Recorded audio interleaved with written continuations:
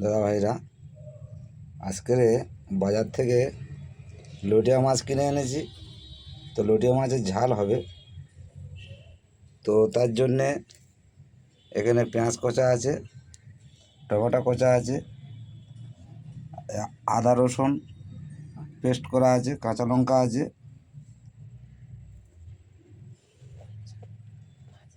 কলমি শাক ভাজা হবে। কলমি শাক এই ভাজা হবে, সেইভাবে কেটে নিয়েছি। আর এটা পুরুল আর আলু দিয়ে, এটা হচ্ছে মাছের মাথা ভাজা আছে, সেটা দিয়ে একটা তরকারি করব। আমাদের কড়াইতে তেল গরম হয়ে গেছে, ফোড়ন দেব।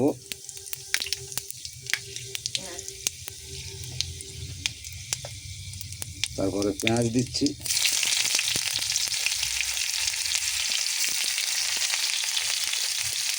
পেঁয়াজটা একটু লাল লাল করে ভেজে নেব।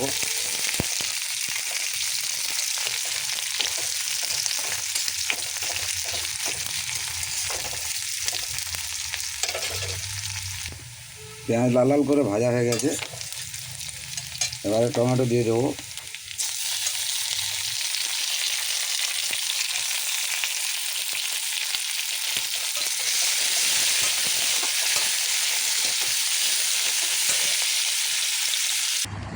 আজকের মেনু দেখুন, কলমি শাক ভাজা,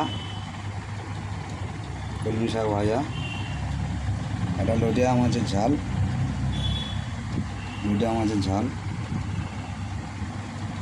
এটা মাছের মাথা দিয়ে পুরুল আর আলু দিয়ে ঘন্ট। বন্ধুরা, রেসিপিটা কেমন হয়েছে কমেন্টে বলবেন।